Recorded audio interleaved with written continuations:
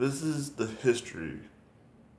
The WWE, how the Attitude Era started. And we start with Shawn Michaels and Bret Hart. The first matchup they ever had was at WrestleMania in an Iron Man match. And Shawn Michaels won his first championship, the WWE Championship, but now it was the WWF Championship.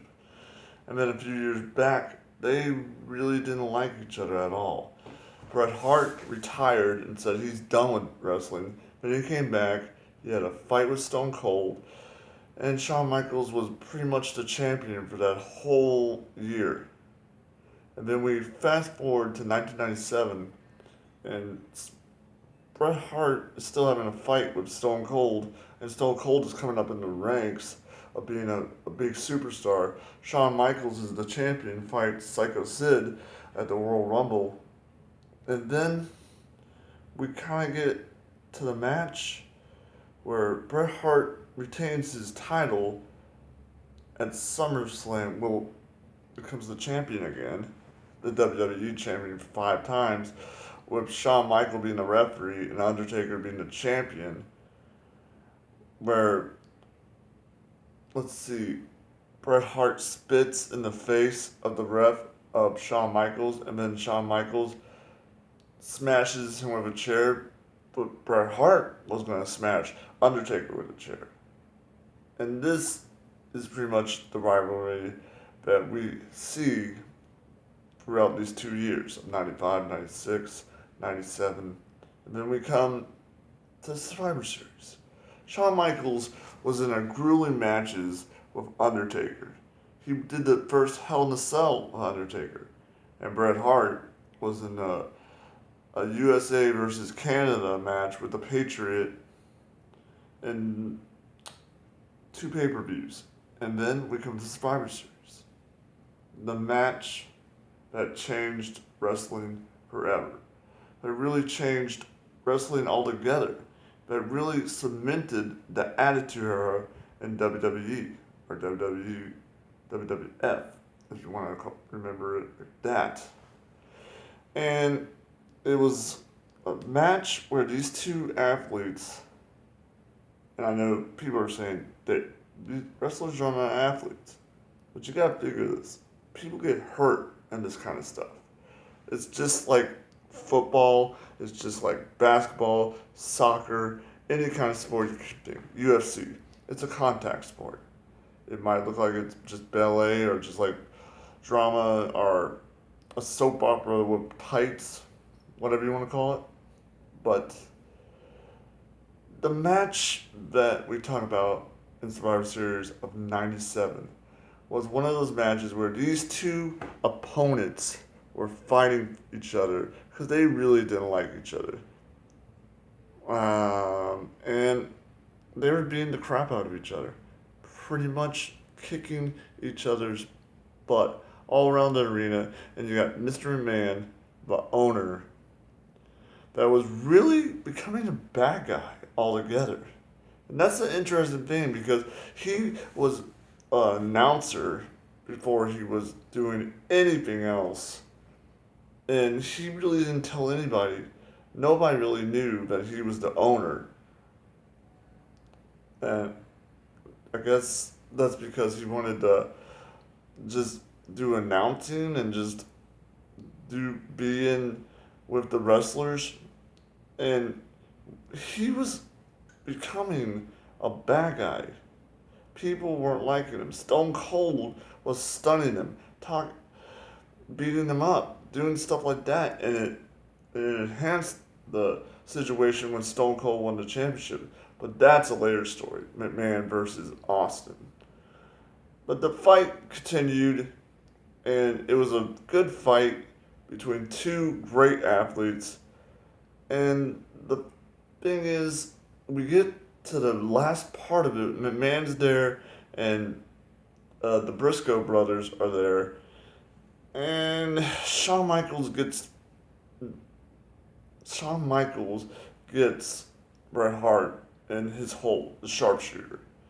And when that happens, the referee says, "Ring the bell." And it is that Bret Hart was trying to get his move, trying to get Shawn Michaels a reversal of a sharpshooter that Shawn Michaels had Bret Hart in. And the look on Bret Hart's face was like this. He was utterly shocked. He was surprised. No one, because he was told that it would be a DQ, that Triple H was going to come down, China was going to come down and interfere with the match, and it'd be a DQ. But that never happened. And McMahon and Bret Hart looked at each other. He gets up, he looks at McMahon, and he spits in the owner's face. And then after that, he is in the ring and he goes around and he tears all the announce tables. And they're getting everybody out. They're getting Shawn Michaels. The Briscoe brothers are getting Shawn Michaels out of there, and they're getting the announcers out. They're locking them up. And this is pretty much something that nobody ever expected. Everybody was shocked. Everybody was saying, what the heck happened? And when they get to the locker room, McMahon does the most stupid thing that you could ever do. He goes into Bret Hart's locker room and he gets punched in the face.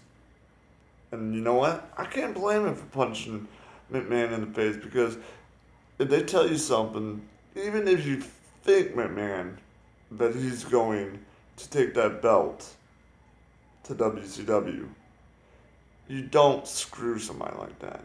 It's not good business. It's not good business. And McMahon said Bret Hart screwed Bret Hart.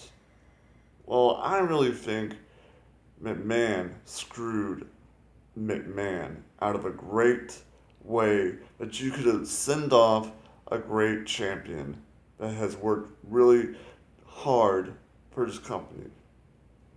And Bret Hart went to WCW. Bret Hart had not much success, but he did from when he was in WWE, but he was a champion. And this is what really, I think, made the Attitude Era. But, there's more stories that could have been what happened and what made the Attitude Era so great. So, that was a brief history of what I think made the Attitude Era. But there might be some more. There might be some other stories. It might be the Stone Cold Steve Austin versus the whole WWE. It might be the Nation of Domination. It might have been Undertaker and Shawn Michaels fighting each other. It might have been just Bret Hart and Shawn Michaels. But we will always remember what happened November of '97 at Survivor Series, with Bret Hart getting screwed and going to WCW.